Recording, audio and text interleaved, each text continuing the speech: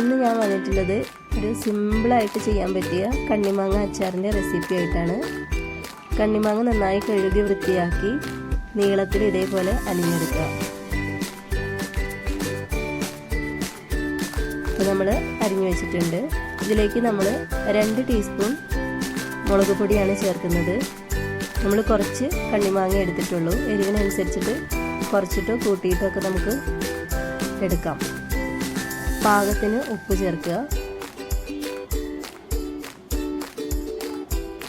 ഉലുവയും കടുകും വറുത്ത് പൊടിച്ചതാണ് നമ്മൾ 1/2 ടീസ്പൂൺ ചേർത്തത്. ഇനി ഒരു പാൻ ചൂടാക്കി വെളിച്ചെണ്ണ ഒഴിച്ച് അതിലേക്ക് നമ്മൾ കടുക് എടുത്ത് പൊട്ടിച്ചു.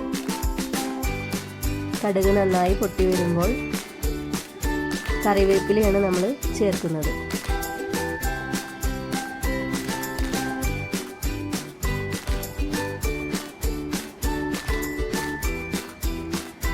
നന്നായിട്ടൊന്ന് ഇളക്കി കൊടുക്കാം. അതിനുശേഷം ഒരു നുള്ളു കൂടെ നമ്മൾ ഉലുവയും കടുകും വറുത്ത് പൊടിച്ചത് ചേർത്തിട്ടുണ്ട്.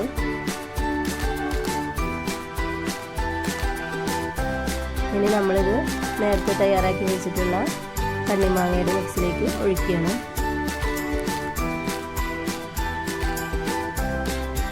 മുഴുവനായിട്ട് ഒഴിച്ച് നന്നായിട്ടൊന്ന് മിക്സ് ചെയ്തെടുക്കാം.